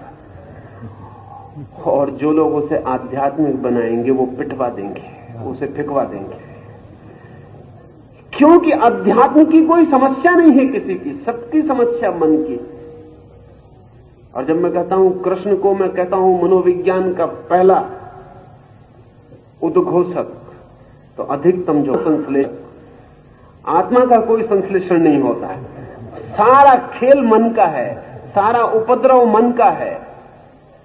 मन के पार न कोई उपद्रव है, न कोई समस्या है। इसलिए मन के पार न कोई शास्त्र है। सब गुरु शिष्य मन तक है, मन के पार कोई गुरु शिष्य नहीं। मन के पार न अर्जुन है न कृष्ण है। मन के पार जो है उसका कोई नाम नहीं है। सब मन के भीतर सारी बात है। और इसलिए गीता बहुत विशिष्ट है। आध्यात्मिक वक्तव्य बहुत हैं, कीमती हैं, लेकिन वक्तव्य हैं, बेयर स्टेटमेंट्स हैं। एक आदमी कहता है ऐसा है, लेकिन इससे कोई हल नहीं होता। हमारी समस्याएं किसी और तल पर हैं, हमारी मुसीबतें किसी और तल पर हैं। उस तल पर ही बात होनी चाहिए। कृष्ण ने ठीक उस तल से बात की है जहां अर्जुन है। अगर कृष्ण अपने तल से बात करें तो गीता अध्यात्म शास्त्र होती, लेकिन तब अर्जुन को नहीं समझाया जा सकता था। अर्जुन कहता माफ करें, होगा, मेरा कोई संबंध नहीं है इससे। तब उन दोनों के बीच कोई संवाद नहीं हो सकता था। तब एक आदमी आकाश में और एक आदमी पाताल में होता। अर्जुन के सिर पे से बातें निकल जाती, कुछ पकड़ में अर्जुन को नहीं आने वाला था। लेकिन कृष्ण ठीक अर्जुन जहां है वहां से उसका हाथ पकड़ते हैं और वहीं से सारी समस्याओं को सुलझाना शुरू करते हैं। इसलिए गीता एक बहुत साइकिक, एक बहुत मनस की गतिमान व्यवस्था है।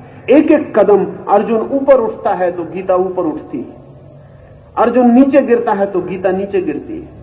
अर्जुन जमीन पर गिर जाता है तो कृष्ण नीचे झुकते हैं। अर्जुन खड़ा हो जाता है तो कृष्ण खड़े हो जाते हैं। पूरे समय अर्जुन केंद्र पर है, कृष्ण नहीं है केंद्र पर। उपनिषद का ऋषि केंद्र पर है। वो अपने वक्तव्य दे रहा है, वो कह रहा है जो मैंने जाना वो मैं कहता हूं, उसका आपसे कोई संबंध नहीं है।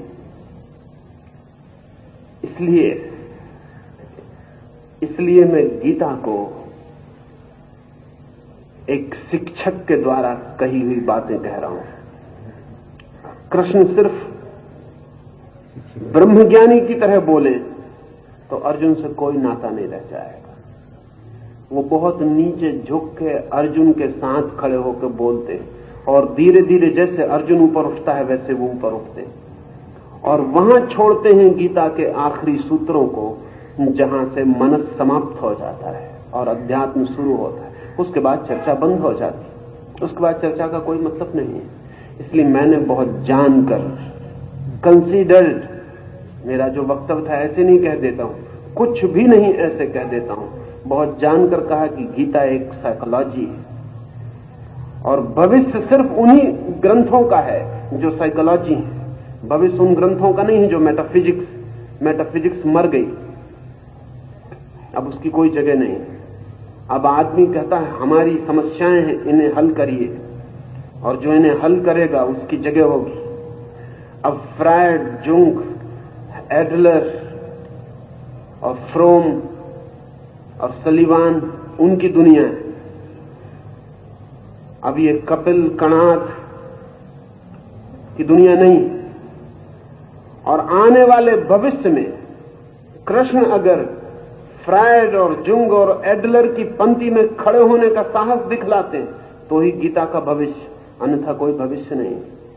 तो मैंने बहुत सोचकर कहा है, बहुत जानकर कहा है। बाइबल को मैं नहीं कह सकता कि वो मनस्शास्त्र है, नहीं कह सकता।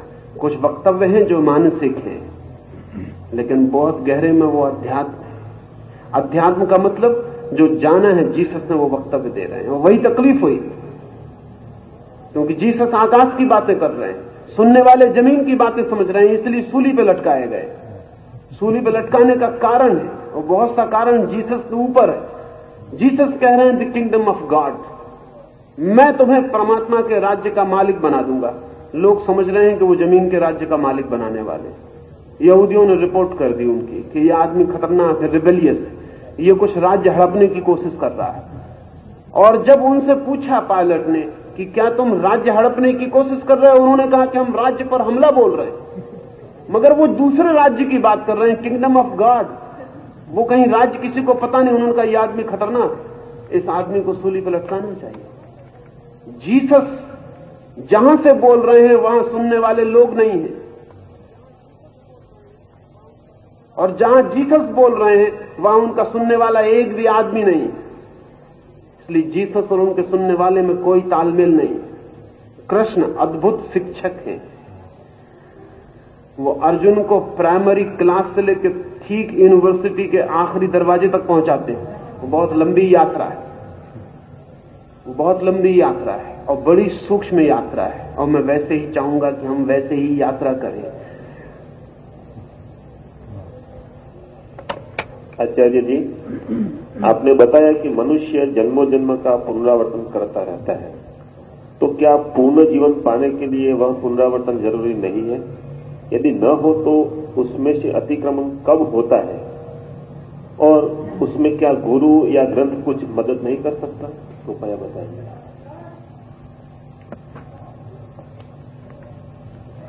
जीवन का अनंत पुनरावर्तन है,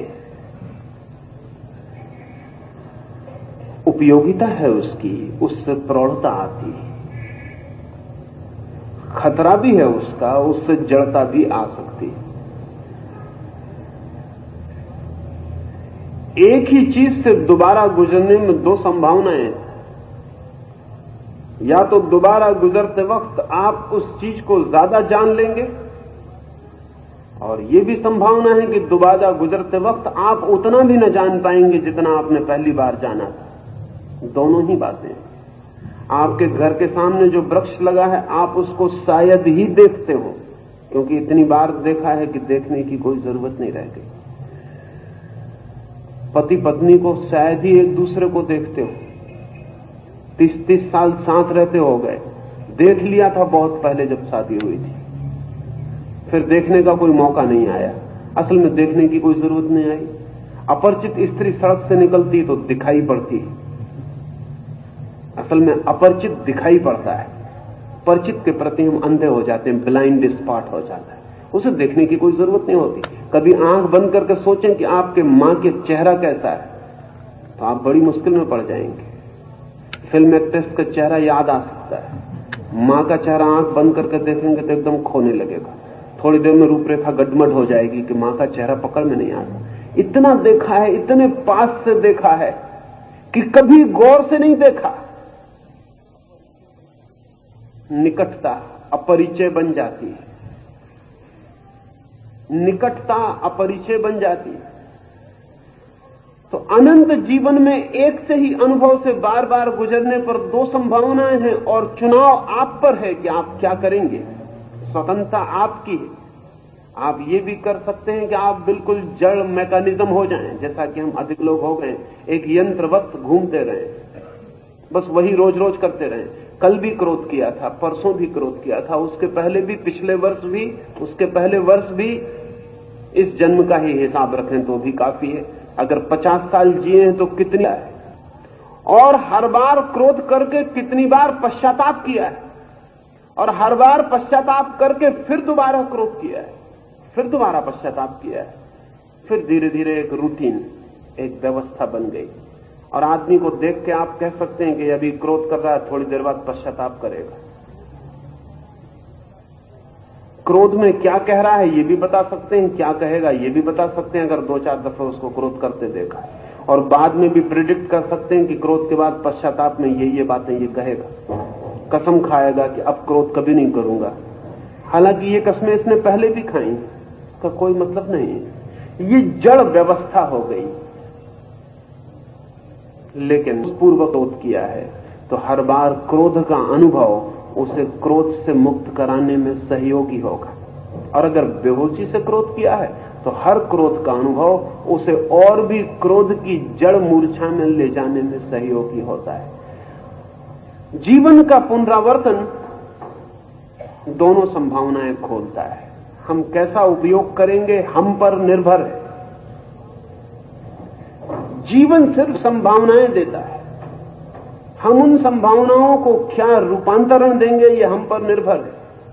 एक आदमी चाहे तो क्रोध करके और गहरे क्रोध का अभ्यासी बन सकता है, और एक आदमी चाहे तो क्रोध करके क्रोध की मूर्खता को देखकर, व्यर्थता को देखकर हो सकता है।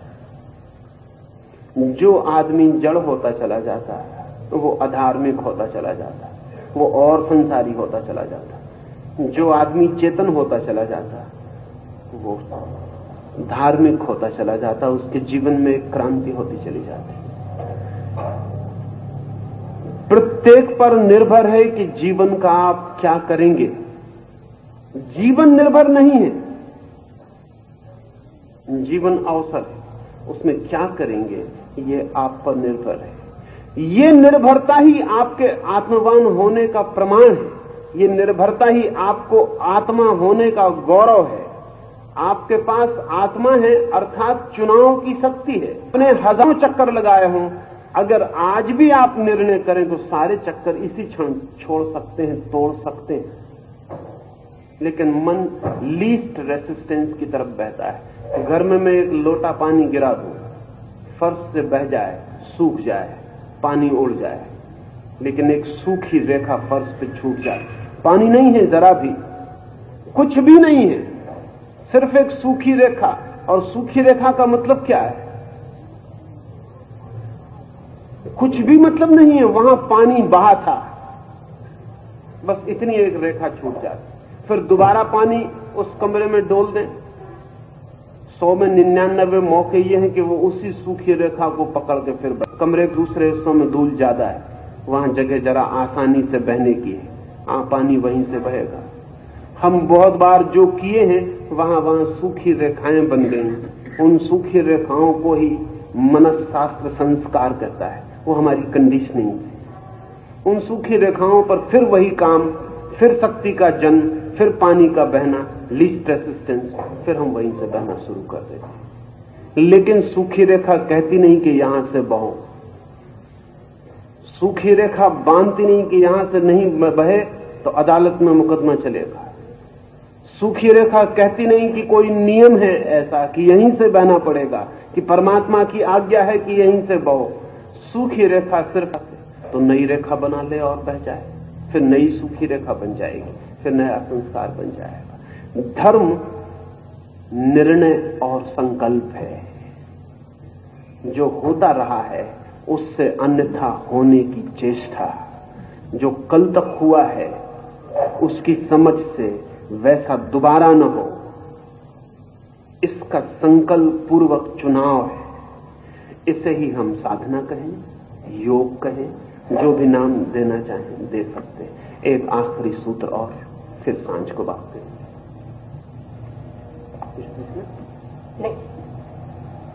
आचार्य पितर पुत्रः शाला संबंधिनस्तथा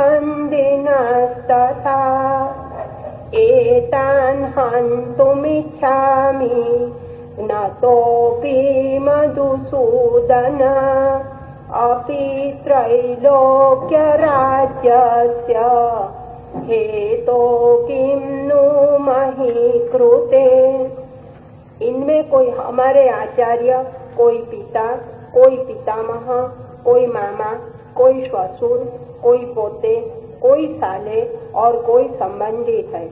हे मधुसूदन, ये भले ही मुझे मार डाले, पर मैं स्वर्ग के राज्य के लिए भी इन्हें नहीं मारना चाहता। भूमि के राज्य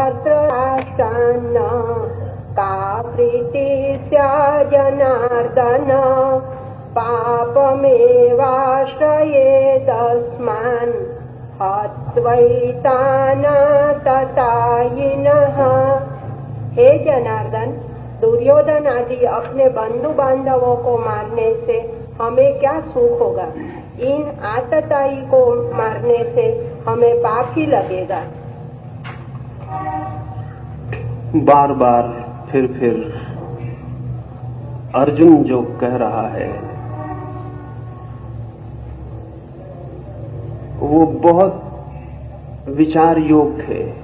2-3 बातें ख्याल में ले लेनी। लोक का राज्य भी मिलता हो तो भी मैं लेने को तैयार नहीं हूं, इसलिए इस पृथ्वी के राज्य की तो बात ही क्या। देखने में ऐसा लगेगा बड़े त्याग की बात कह रहा है। ऐसा है नहीं। मैं एक वृद्ध सन्यासी से मिलने गया। उन वृद्ध सन्यासी ने मुझे एक गीत पढ़ के सुनाया, उनका लिखा हुआ गीत। उस गीत में उन्होंने कहा कि सम्राटो, तुम अपने स्वर्ण सिंहासन पर होगे सुख में, मैं धूल में मजे में हूं। ऐसा ही गीत था। पूरे गीत में यही बात थी। सुनने वाले बड़े मंत्रमुग्ध हो गए। हमारे मुल्क में मंत्रमुग्ध होना इतना आसान है कि और कोई चीज आसान नहीं। सिर हिलाने लगे। मैं बहुत हैरान हुआ। उनका सिर हिलता देखकर सन्यासी भी बहुत प्रसन्न हुए। उन्होंने मुझसे पूछा, आप क्या कहते हैं? मैंने कहा, मुझे मुश्किल में डाल दिया, आप मुझसे पूछिए ही मत। उन्होंने कहा, नहीं, कुछ तो कहिए। मैंने कहा कि मैं सदा सोचता हूं कि अब तक किसी सम्राट ने ऐसा नहीं कहा कि सन्यासियों अपनी धूल। सन्यासी जरूर सैकड़ों वर्ष से ऐसे गीत लिखते रहे हैं, कारण खोजना पड़ेगा। असल में सन्यासी के मन में सुख तो सोने के सिंहासन में ही दिखाई पड़ रहा है। अपने को समझा रहा है, कंसोलेटरी है उसकी बात। वो कह रहा है, रहे आओ अपने सिंहासन पर, हम अपनी धूल में ही बहुत मजे में। लेकिन तुमसे कह कौन रहा है कि तुम सिंहासन पर रहो? तुम धूल में मजे में हो तो मजे में रहो। सिंहासन वाले को ईर्ष्या करने तो तुम्हारे मजे की। लेकिन सिंहासन वाला कभी गीत नहीं लिखता कि तुम अपने मजे में हो तो रहे आओ। उसको कंसोलेशन की कोई जरूरत नहीं है। वो अपने सिंहासन पर ईर्ष्या गहरी। अब अर्जुन अपने को समझा रहा है, मन तो उसका होता है कि राज्य मिल जाए, लेकिन वो ये कह रहा है, इन सबको मारकर अगर तीनों लोग का राज्य भी मिलता हो, हालांकि कहीं कोई मिल नहीं रहा है, कोई देने वाला नहीं, तीनों लोग का राज्य भी मिलता हो तो भी बेकार है। ऐसी बड़े राज्य की बात करके फिर वो उसका दूसरा निष्कर्ष निकालता है कि तब पृथ्वी के राज्य का तो प्रयोजन ही क्या है। ऐसा बड़ा ख्याल मन में पैदा करके कि मैं तीनों लोग का राज्य भी छोड़ सकता हूं, तो फिर पृथ्वी का राज्य तो छोड़ ही सकता हूं। लेकिन न उसको पृथ्वी का राज्य छोड़ने की इच्छा है। और अगर कहीं कृष्ण उससे कहे तो वो बड़ी विभूचन में पड़ जाए। वो कह रहा है, अपने को समझा रहा है। अब ये बड़े मजे की बात है कि बहुत बार जब हम अपने को समझाते होते हैं तो हमारे ख्याल में नहीं होता है कि हम किन किन तरकीबों से अपने को समझाते हैं। बड़ा मकान देख के पड़ोसी का हम कहते हैं, क्या रखा है बड़े मकान में? लेकिन जब कोई आदमी कहता है क्या रखा है बड़े मकान में, तो उस आदमी को बहुत कुछ रखा है, निश्चित ही रखा है। अन्यथा बड़ा मकान दिखता नहीं। वो अपने को समझा रहा है, वो अपने मन को सांत्वना दे रहा है कि कुछ रखा ही नहीं है, इसलिए हम पाने की कोशिश नहीं करते। कुछ भी नहीं रहा है। और इतने छोटे से राज्य की बात के लिए इतने प्रियजनों को मारना, ये प्रियजनों को मारना उसके लिए सर्वाधिक कष्टपूर्ण मालूम पड़ रहा है। न मारना कष्टपूर्ण मालूम पड़ रहा है, प्रियजनों को मारना कष्टपूर्ण मालूम पड़ रहा है। स्वभावतः सारा परिवार वहां लड़ने को खड़ा है। ऐसे युद्ध के मौके कम आते हैं। वो युद्ध भी विशेष है। और युद्ध की तीक्ष्णता यही है महाभारत की कि एक ही परिवार कट के खड़ा है। उस कटाव में भी सब दुश्मन नहीं है, वो कम मित्र और ज्यादा मित्र का ही है। जो बंटवारा है, वो बंटवारा ऐसा नहीं है कि उस तरफ दुश्मन है और इस तरफ मित्र है। इतना भी साफ होता है कि उस तरफ पराए हैं और इस तरफ अपने हैं, तो कटाव बहुत आसानी से हो जाता। अर्जुन ठीक से मार पाता। लेकिन बंटवारा बहुत अजीब है, और वो अजीब बड़ा अर्थपूर्ण है। वो अजीब बंटवारा ऐसा है कि इस तरफ अपने थोड़े जो ज्यादा मित्र थे वो इकट्ठे हो गए, जो थोड़े कम मित्र थे वो उस तरफ इकट्ठे हो गए। मित्र वो भी हैं, परिजन वो भी हैं, गुरु उस तरफ है। ये मैं कह रहा हूं महत्वपूर्ण है, और ऐसी सिचुएशन इसलिए महत्वपूर्ण है कि जिंदगी में चीजें काले और सफेद में बटी हुई नहीं होती। जिंदगी गिरे का फैलाव है। उसके एक कोने पे काला होता है, दूसरे कोने पे सफेद होता है, लेकिन जिंदगी के बले फैलाव में काला और सफेद मिश्रित होता है। यहां फला आदमी शत्रु और फला आदमी मित्र ऐसा बटाव नहीं है। फला आदमी कम मित्र, फला आदमी ज्यादा मित्र, फला आदमी कम शत्रु, फला आदमी ज्यादा शत्रु, ऐसा बटाव है। यहां जिंदगी में एब्सोल्यूट टर्म्स नहीं है। यहां कोई चीज पूरी कटी हुई नहीं, यही उलझाव है। यहां सब चीजें कम ज्यादा में बटी हैं। हम कहते हैं ये गर्म और ये ठंडा, लेकिन ठंडे का क्या मतलब होता है? थोड़ा कम गर्म की हालत पड़ जाएंगे। तब आपका एक हाथ कहेगा पानी ठंडा और एक हाथ कहेगा पानी गर्म, और एक ही पानी दोनों तो नहीं हो सकता एक साथ, ठंडा और गर्म। जीवन में सब कुछ सापेक्ष है, रिलेटिव है। जिंदगी में कुछ भी निरपेक्ष नहीं है। यहां सब कम ज्यादा का बटाव है। अर्जुन की वही तकलीफ है, और जो आदमी भी जिंदगी को देखेगा ठीक से उसकी यही तकलीफ हो जाएगी। यहां सिर्फ कम ज्यादा का बटाव है। कोई थोड़ा अपना ज्यादा, कोई अपना कम, कोई थोड़ा ज्यादा निकट, कोई थोड़ा जरा दूर, कोई 100%, कोई 90%, कोई 80% अपना। जो पराया है उसमें भी अपना 1% का हिस्सा है, और जो अपना है उसमें भी पराये का प्रतिशत का हिस्सा है। इसलिए जिंदगी उलझाव है। ये कट जाए ठीक ही शत्रु मित्र में, अच्छे बुरे में, तो बड़ा आसान हो जाए। इतना आसान नहीं हो पाता। राम के भीतर भी थोड़ा रावण है, और रावण के भीतर भी थोड़ा राम है। इसलिए तो रावण को भी कोई प्रेम कर पाता, नहीं तो रावण को कोई प्रेम ना कर पाए। रावण को कोई प्रेम कर पाता है। रावण में भी कहीं ना कहीं राम किसी न किसी को दिखाई पड़ता है। रावण को भी कोई प्रेम करता है, राम से भी कोई शत्रुता कर पाता है, तो राम की शत्रुता में भी कहीं ना कहीं रावण थोड़ा।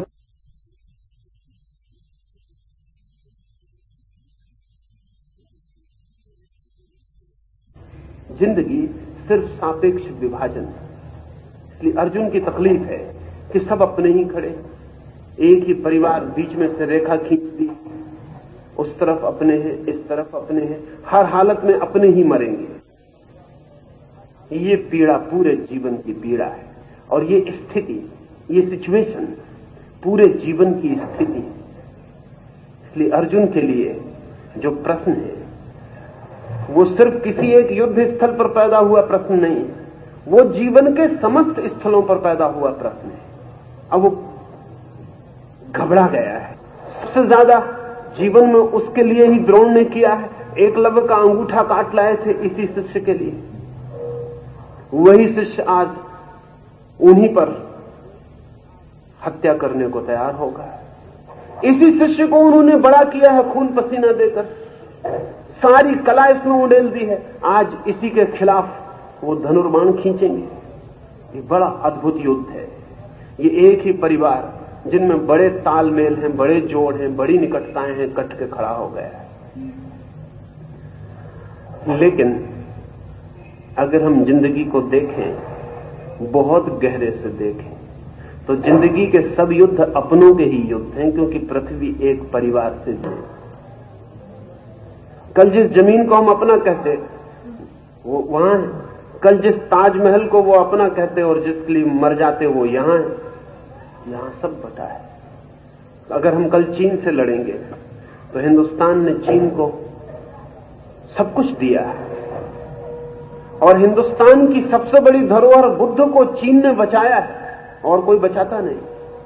कल उनसे हम खड़े हो जाएंगे। सारी जिंदगी, सारी पृथ्वी ठीक से देखें तो एक बड़ा परिवार है। उसमें सारे युद्ध पारिवारिक, और सब युद्ध इसी स्थिति को पैदा कर देते जो अर्जुन के मन में पैदा हो गया। उसकी दुविधा एकदम स्वाभाविक है। आंख बंद करे और भाग जाए, ये दो ही उपाय दिखाई पड़ते हैं। तो आंख बंद करे वो कहे होगा कोई जो अपनी तरफ नहीं, अपना नहीं। मरना है मरे, आंख बंद करे युद्ध में कूद जाए, सीधा है, या आंख बंद करे और भाग जाए, सीधा है। लेकिन कृष्ण जो उपाय सुझाते हैं वो सीधा नहीं, वो लीस्ट रेसिस्टेंस का नहीं है। ये दोनों लीस्ट रेसिस्टेंस के हैं, ये दोनों सूखी रेखाएं, इन दोनों में वो कहीं भी चला जाए। बड़ी सरल है बात। शायद अनंत जन्मों में इन दो में से कहीं ना कहीं वो गया होगा, ये सहज विकल्प है। लेकिन कृष्ण एक तीसरा ही विकल्प सुझाते हैं जिस पर वो कभी नहीं गया है। वो तीसरा विकल्प ही कीमती है। कभी इससे थक गए तो विपरीत को, कभी विपरीत से थक गए तो इसको, उनको आप सुनते रहे। दी थर्ड, वो तीसरा ही महत्वपूर्ण है जो ख्याल में नहीं आता है।